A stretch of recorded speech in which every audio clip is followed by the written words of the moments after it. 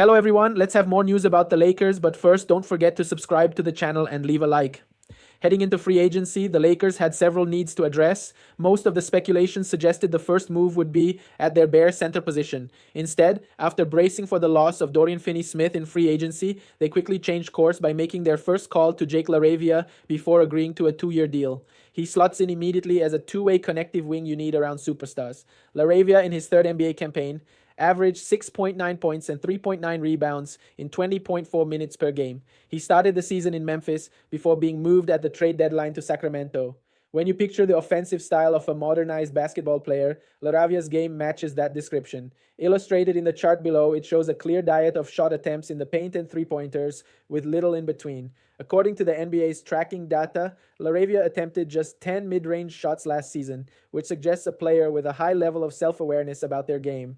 For starters, he's a legit outside shooting threat as he knocked down 42.3% of his three-pointers, ranking ahead of any player on LA.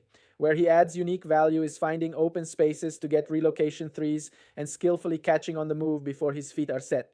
Notice below how he fakes the curl on one side and catches while backpedaling to the opposite corner for three.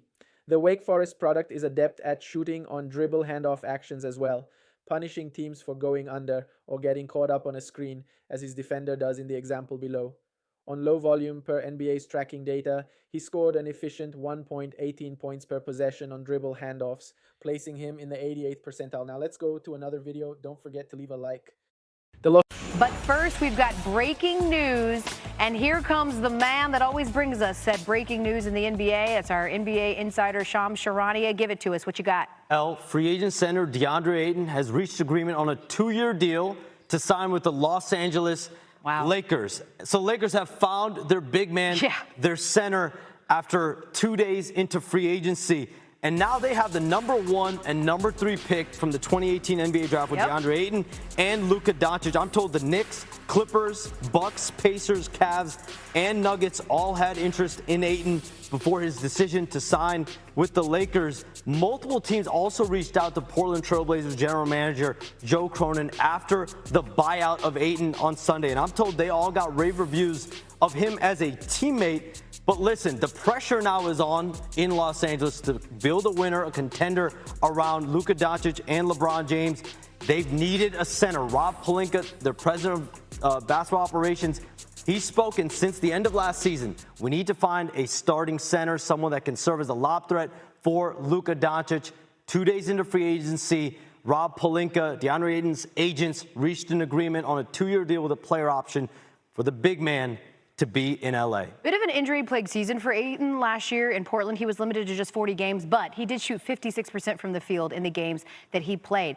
Now, of course, let's get back to what was going to start before you had that breaking news. The biggest news that we heard earlier today that you broke, that the Knicks are going to hire Mike Brown to replace Tom Thibodeau. And it seems like they were courting everybody in the NBA that had a pulse. Why did they decide to put a ring on him?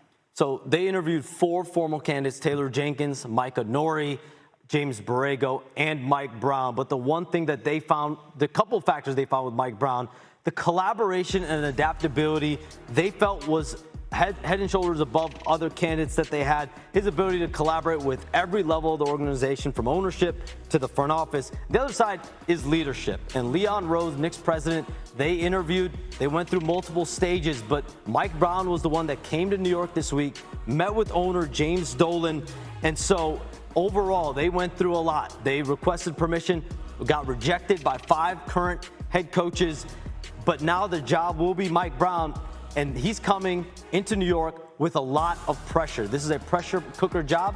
The expectation is to win a championship. And the one thing Mike Brown can relate to is that championship pressure. Yes. He's had it in Los Angeles with Kobe Bryant. He's had it in Cleveland with LeBron James. Other stops along the way. Golden State, he was an assistant coach, won 4 championships there and with the Spurs. So you think about all those teams I just mentioned, El, he's coached a lot of superstar players. But now Jalen Brunson, Karl Anthony Towns, this Knicks job has a lot of pressure coming up. It's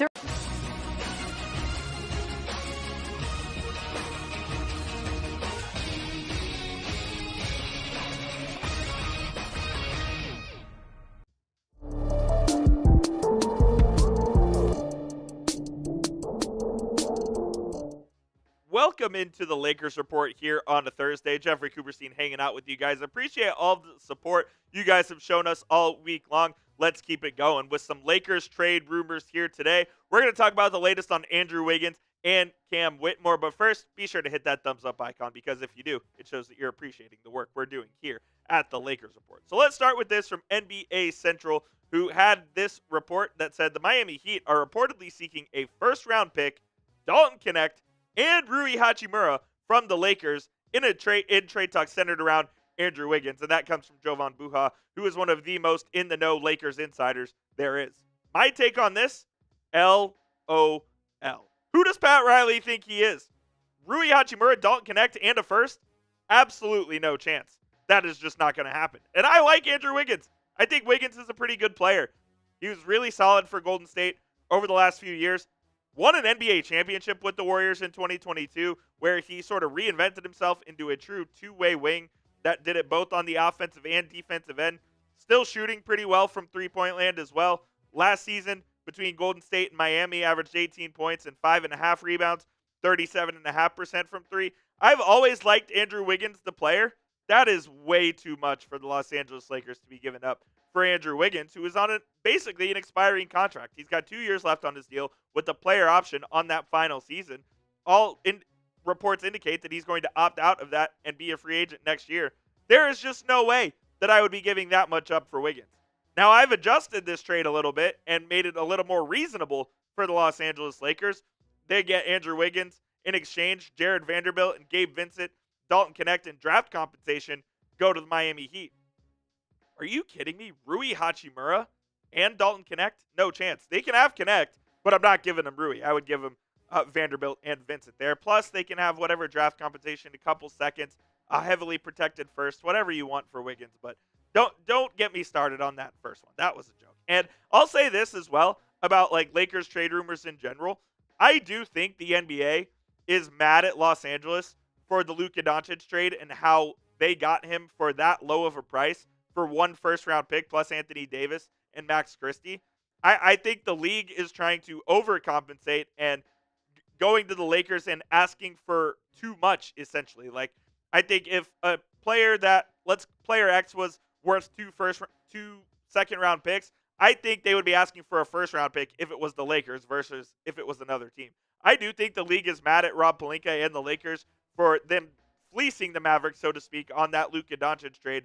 And the league is trying to correct its course by basically trying to fleece the Lakers back and making them pay a premium that other teams wouldn't have to pay in other trade talks. Again, I like Andrew Wiggins. I think he would be a good fit for the Los Angeles Lakers, a two-way wing who can both score, who can defend, who can do it all basically on the basketball court at a pretty good level as well. Not quite an all-star level, but he is a starting caliber wing here in the NBA. And if you put him alongside LeBron James or alongside Rui Hachimura, there in the Lakers wing department, I think that would be a very, very good fit for this Los Angeles Lakers team. And it'll just be hard for the Lakers to find equal value on trades. I think that the league is going to try to fleece the Lakers as much as they can. So Rob Pelinka has to be careful when he's looking at potential trade targets, because he knows that teams are going to be asking more for their players than maybe they otherwise would, given the circumstances surrounding the Lakers and the most recent trade they made for Luka Doncic. So, yeah, I do think Andrew Wiggins would be a good fit for this team, but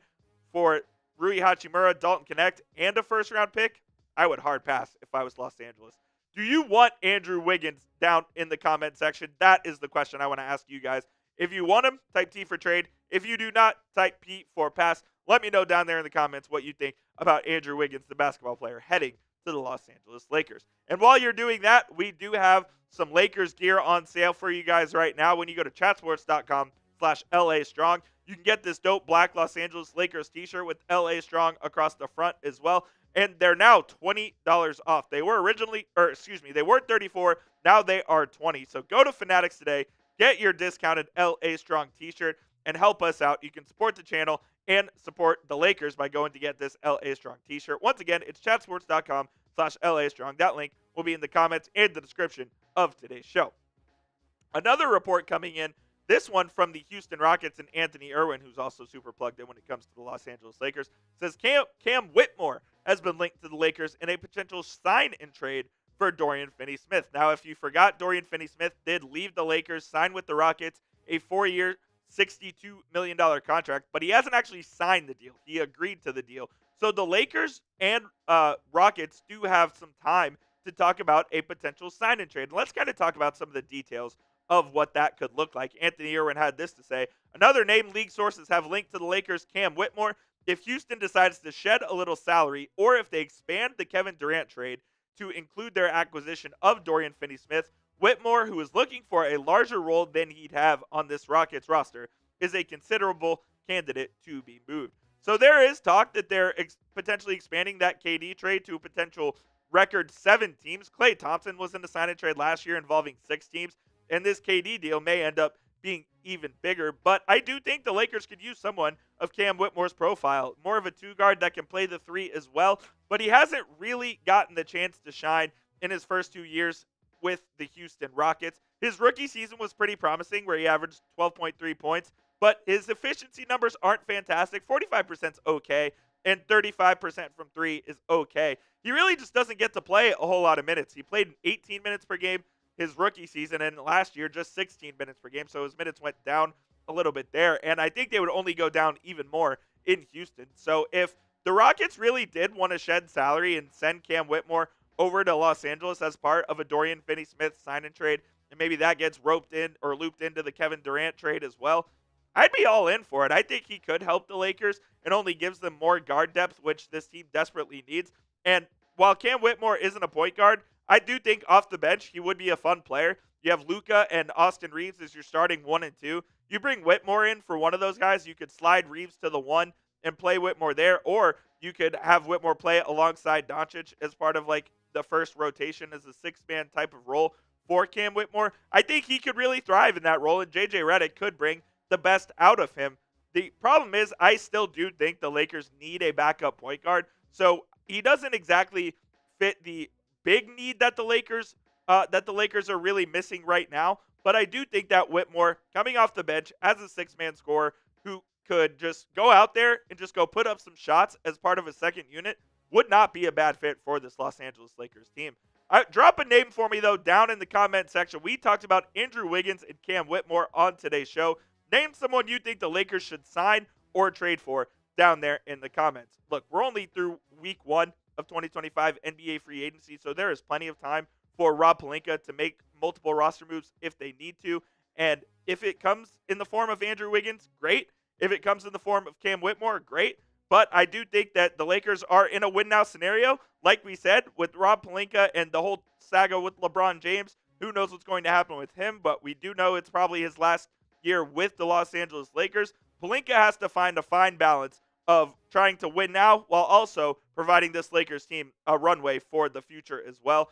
I think Wiggins could do that. I think Cam Whitmore could do that as well. So look out for those 2 names for Rob Pelinka to potentially keep an eye on here in the 2025 NBA offseason. That will do it for today's show, guys. Appreciate you for tuning in to the Lakers Report by Chat Sports. If the Lakers make a move, you know where to come. It's youtube.com/LakersTV.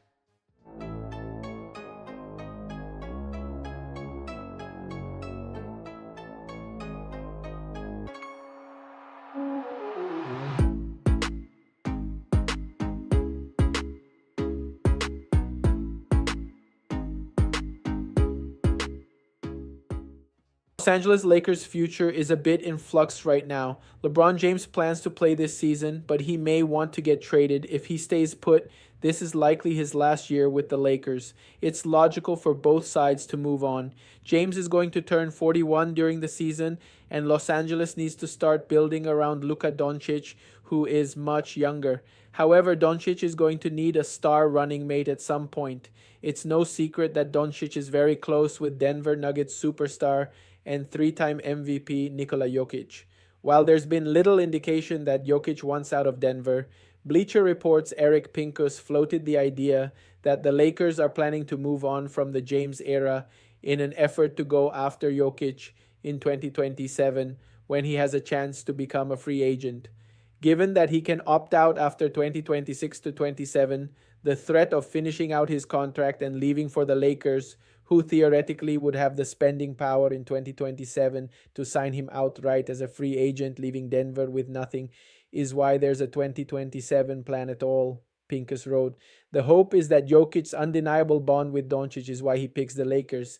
Denver would get most of what the Lakers have in terms of young players and draft compensation. Austin Reeves has a low enough cap hold as a free agent. LA could absorb Jokic into cap room, pay Reeves over $30 million a season while retaining Doncic, who may extend with the Lakers when eligible in August. Jokic on the Lakers would be a massive for the NBA, and it's hard to see any team beating him and Doncic in a 7-game series. However, the Nuggets could be thinking the same thing, according to Pincus. And you, fan, what do you think about Jokic Lakers situation? Leave your opinion in the comments.